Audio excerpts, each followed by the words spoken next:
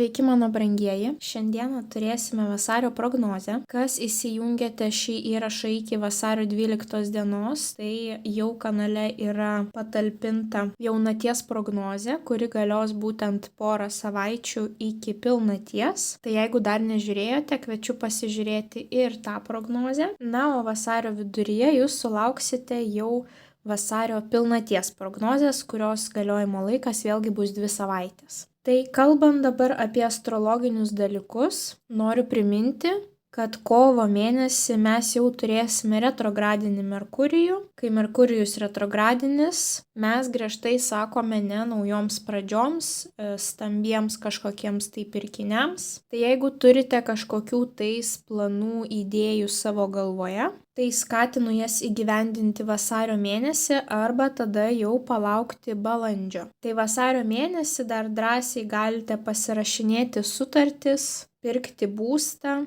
pirkti automobilius, atsidarinėti verslus, individualias veiklas, persikraustyti, eiti į naują darbą. Žodžiu, visiems tokiems naujiems dalykams yra kol kas puikus metas. Tai išnaudokite šansą. Na ir kai visada noriu priminti, kad mano prognozes reikia žiūrėti pagal 3 pozicijas - savo saulės ženklą, mėnulio ženklą ir ascendento ženklą. Daugiau informacijos apie tai rasite žemiau po šio video aprašyme. Tai daugiau nieko nelaukdami galime keliauti prie tarologinės prognozės. Svarstyklės. Pagrindinis įvykis svarstyklėms vasario 1 savaitę.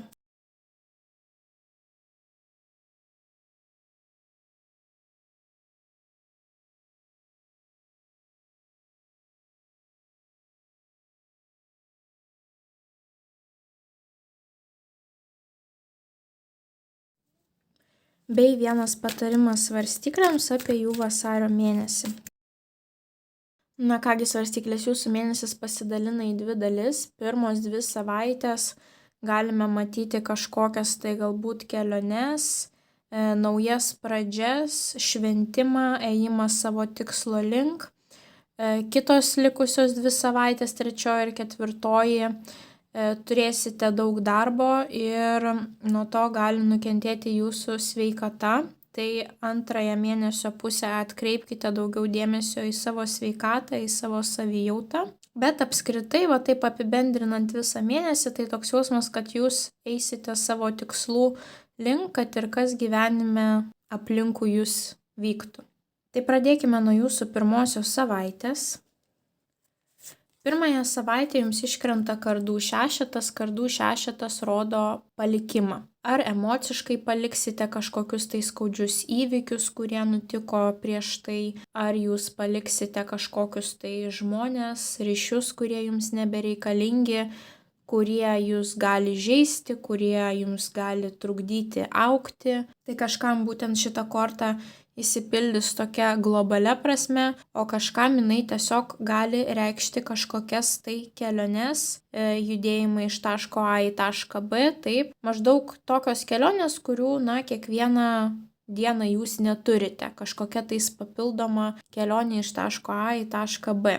Prie to paties jums iškrenta kardų tūzas. Kardų tūzas tai yra viskas, kas susiję su intelektu, komunikacija. Tai yra galbūt šovė jums kažkokia idėja, viskas, kas susijęs su naujom pradžiom, taip, galbūt jums kažkas kažkokią tai idėją pasiūlė. Galbūt jūs sulauksite kažkokio tai svarbaus laiško, žinios, skambučio, arba turėsite kažkokią naują pradžią, kuriai bus svarbi būtent logika, analizė, intelektas. Ir galbūt, kad tą darbą padaryti, jūs būtent ir turėsite pirmąją savaitę tą kelionę, taip. Pavyzdžiui, visi reikalai susiję su dokumentais, sutartimis, kažkokiamis naujomis pradžiomis. Ir kad tą darbą, pradėti, jums reikia arba kažką palikti, arba jums reikia būtent nukeliauti į tą tašką B, kur jūs ir galėsite pradėti kažkokį tais naują projektą, naują etapą savo gyvenime, taip. Ir prie to paties jums dar iškrito Lazdų riteris, o lazdų riteris taipogi yra labai greitas, labai judrus, labai aktyvus, jisai taipogi jums irgi indikuoja keliones. Arba gali būti, kad ta nauja pradžia jūs tiesiog labai motyvuos, jūs darysite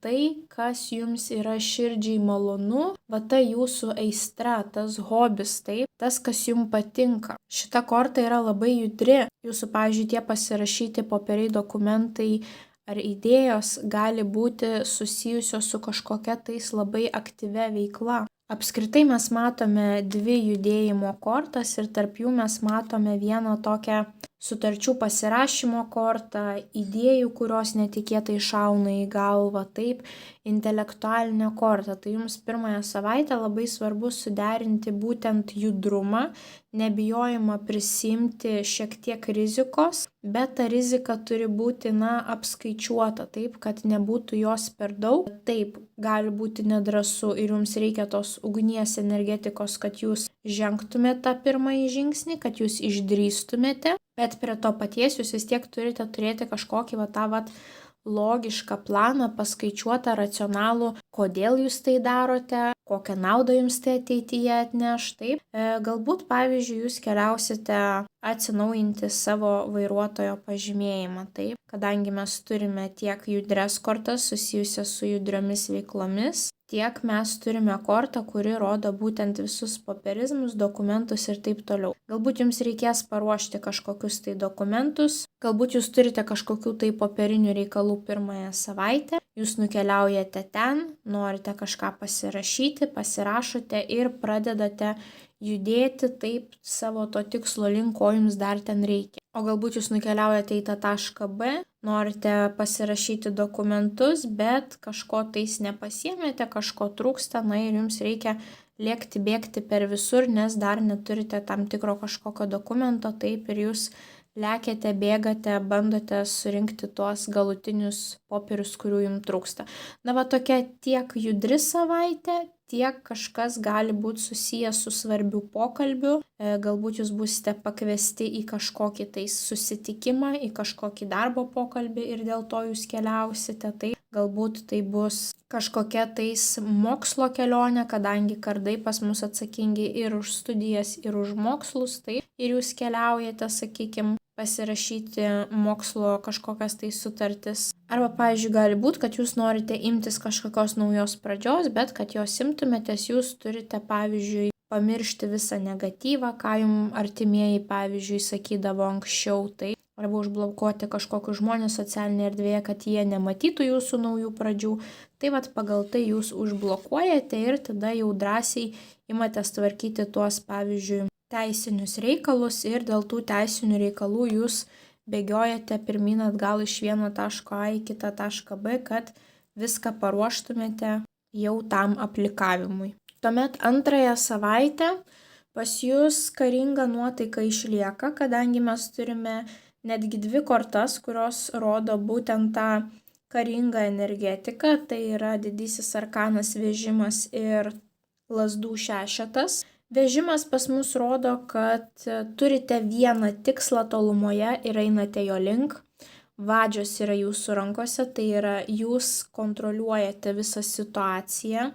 Labai svarbu, kai iškrenta šitą kortą, kad jums reikia nepamiršti disciplinos, būtent disciplina padės jums pasiekti savo tikslų, ne motyvacija, nes motyvacija dingsta ilguoju laikotarpiu, bet disciplina, kad ir kas benutiktų, jūs einate savo tikslo link, plus jums iškrenta lazdų šešetas, tai yra nugalėtojo korta.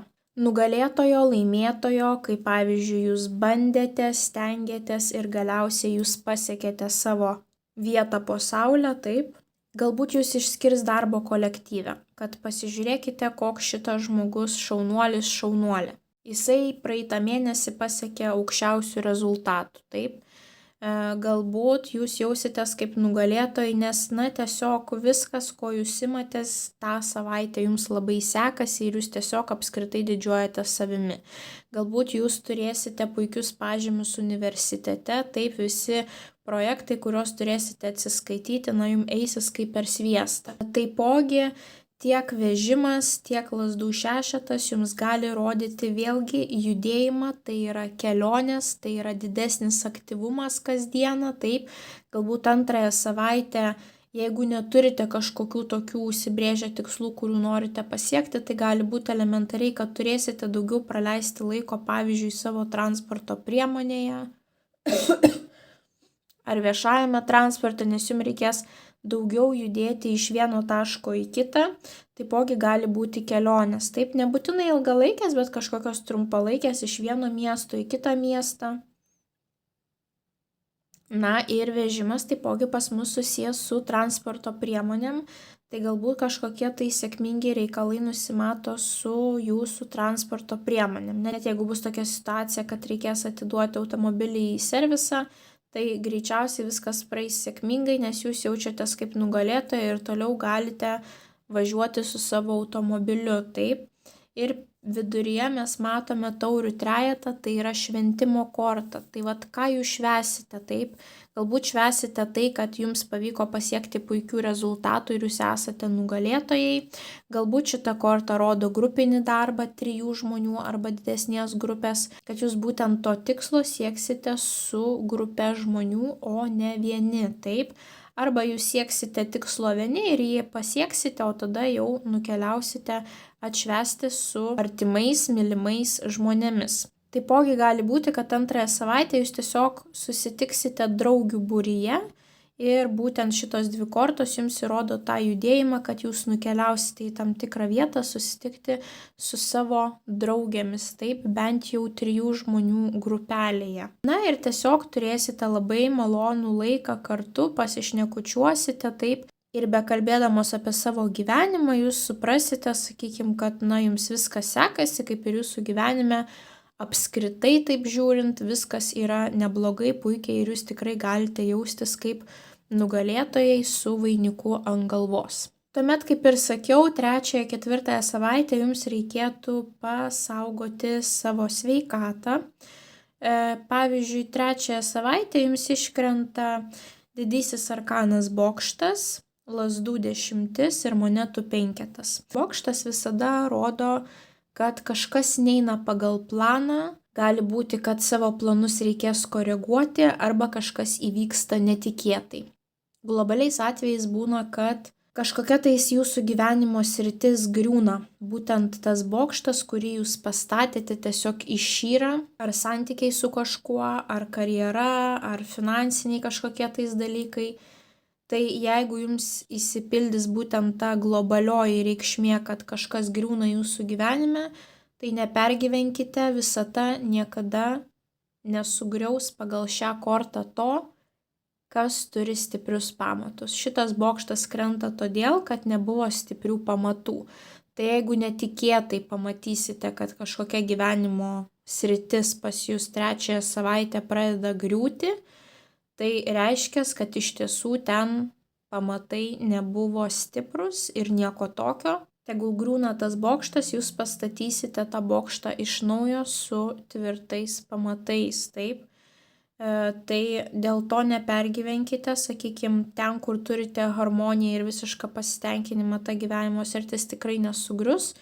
Bet kaip ir sakau, čia yra ta globalioji reikšmė, o savaitė jums greičiausiai gali įsipildyti elementariai, kad tie planai, kuriuos jūs turėjote, jie gali pasikoreguoti, juos galbūt reikia atidėti, perkelti, arba kažkas nutiks netikėtai.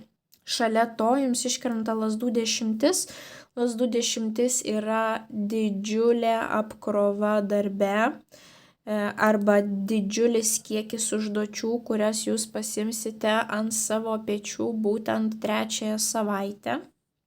Ir galbūt tos užduotis ir užgrius ant jūsų netikėtai. Tas bokštas gali rodyti, kad netikėtai turėsite daugiau darbo, negu planavote. Tai ką įmanoma pasidarykite iš anksto, kad nebūtų 3 savaitę tokia didžiulė užgultis. Bet prie to paties jums iškrenta monetų 5, kuris rodo skurdumą. Skurdumas gali būti 3 skirtingų rūšių, tai yra finansinis skurdumas, taip reiškia prastesnė finansinę situaciją, galbūt prieš tai per daug paišlaidausite ir pajausite pinigų stygių trečiąją savaitę, tai pinigus pasistengkite logiškiau valdyti, taip neišlaidauti. Gali būti sveikatos skurdumas, tai yra prasta sveikata ir greičiausiai, man atrodo, kad čia jums turi rodyti būtent prastą sveikatą, kadangi mes matome didžiulį krūvį ir automatiškai po tokių krūvių žmonių sveikata pašlyja beveik visada. Tai vat netikėtai po tos darbo užgulties jūs pajausite, sakykime, kad jūs peršalote, karščiuoti pradėsite, taip, tai sakau, labai pasisaugokite su tuo trečiosios savaitės krūviu.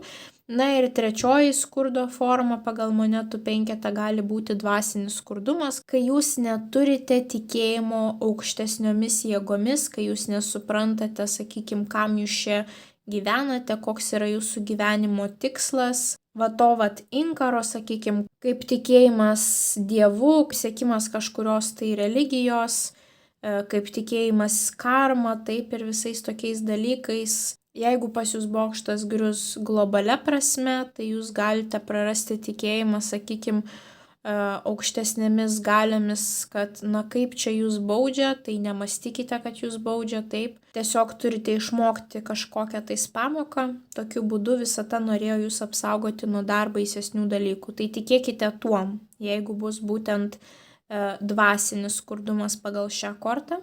Tai kažkas tai netikėto susijusio su dideliu darbo krūviu, dideliu kiekiu užduočių ir pašlyjusią sveikatą arba suprastėjusią finansinę situaciją gali nutikti trečiąją savaitę. Tai koks patarimas yra, jeigu bokštas grius, leiskite jam griūti, nebandykite nieko taisyti, tiesiog išmokite tą pamoką, paanalizuokite, kodėl vis dėlto taip jau gavosi, kad tie pamatai nebuvo stiprus ir statykite bokštą iš naujo, bet jau su tvirtais pamatais. Pagal lazdų 10, jeigu įmanoma, deleguokite dalį darbų, ar tai kitiems kolegoms, ar tai paprašykite, kad šeima padėtų būtent buityje, ar dalį darbų pasistengkite perkelti ateičiai, ar pasakyti vadovui, kad aš nespėsiu į terminus, tai yra per didelis kiekis darbų, kažkaip bandykite išlaviruoti, kad nenukentėtų galiausiai jūsų sveikata ir kad nereikėtų keisti jokių planų, kuriuos jūs turėjote. Na ir atidžiau valdykite savo finansus trečiąją savaitę. Dabar kalbant apie ketvirtąją savaitę, jums iškrito labai įdomios kortos, tai yra lazdų ketvertas ir monetų aštuonetas. Lazdų ketvertas rodo viską, ką susiję su namais ir šeimininiais reikalais ir šeimos šventėmis. Lazdų ketvertas gali rodyti, kad galbūt susifokusuosite į savo būstą, taip, galbūt norėsite atnaujinti kažkokias tai dekoracijas savo namuose ar daryti kažkokį tai remontą arba tiesiog daugiau laiko paskutinėje savaitę praleisti namuose. Ypatingai jeigu susirgsite trečiąją savaitę, taip, tai greičiausiai ketvirtąją savaitę daugiau laiko turėsite praleisti lovoje. Taipogi šita korta rodo visas šeimininės šventes, matome, kad čia jaunuoliai švenčia savo vestuves, tai gali būti vestuvės, kažkieno tais krikštynos arba giminių susitikimas, taip, bet prie to paties, kaip ir sakiau, jums iškrenta monetų aštuonetas, o monetų aštuonetas rodo savo srities specialisto kortą. Tai yra žmogus, kuris gali užsidirbti iš savo hobio, žmogus, kuris labai mėgaujasi savo darbu, žmogus, kuris yra jau vertinamas aplinkinių kaip savo srities specialistas, ne kad jūs patys save taip vertinat, bet kad aplinkiniai jūs taip vertina. Tai ar jūs būsite namuose, bet vis tiek stengsitės kažkaip tais padirbėti nuotoliu, ar jūs turėsite namuose kažkokias tai užduotis veiklas, kurios jums labai patiks. Pavyzdžiui, jūs nuspręsite, kad reikia atnaujinti dekoracijas, jūs bandysite surinkinėti baldus ar dažyti sienas, taip, ar dar kažką tais daryti ir jum labai patiks visą tai, ką jūs darysite. Galbūt 4 savaitė bus ta, kai jūs atsakingiau žiūrėsite į tą balansą ir bandysite paskirti savo laiką 50/50, tai yra pusę savęs atiduoti namams ir šeimai ir pusę savęs atiduoti darbui. Taip, prie to paties jums iškrenta kardų devynetas. Kardų devynetas rodo nerimą, bemiegės naktis, vėlgi gali būti sveikatos problemos viršutinėje kūno dalyje, tai pavyzdžiui galvos skausmai, nugaros skausmai, kaklo skausmai, migrena, širdies permušimai, aukštas kraujospūdis, bet visos ligos, kurios ateina dėl streso. Tai vat, ar jūs labai pergyvensite, kad jums sunku paskirstyti save 50/50 abiem sritim ir dėl to pergyvensite. O jeigu nepergyvenimas ir nestresas, tai pagal šią kortą gali būti tiesiog aktyvus naktinis gyvenimas, tai yra galbūt jūs studijuojate naktimis, galbūt jums teks pabaiginėti kažkokius tai darbus naktimis, tie darbai būtent, kurių jūs nespėjote dienos metu, taip. Galbūt, pavyzdžiui, dienos metu jūs praleisite laiko su šeima, o kai šeima eis miegoti, jūs bandysite kažką tais mokytis, kurti, daryti, kada visi užmiega ir kai namuose tyla ir jūs bandote kažką tokio padaryti, taip. Tai šios dvi kortos yra puikios, bet problema yra su šita korta, tai vėlgi turite saugoti savo sveikatą ir mažiau stresuoti. Kardai rodo mintis, kurios sukasi mūsų galvoje ir mes jų negalime sustabdyti. Bet kaip visada sakau, jeigu mes negalime pakeisti situacijos, tai geriau apie ją negalvoti arba pakeisti požiūrį į tą situaciją. O jeigu įmanoma tą situaciją kažkaip pakeisti, tai reikia tiesiog imti ir daryti, taip.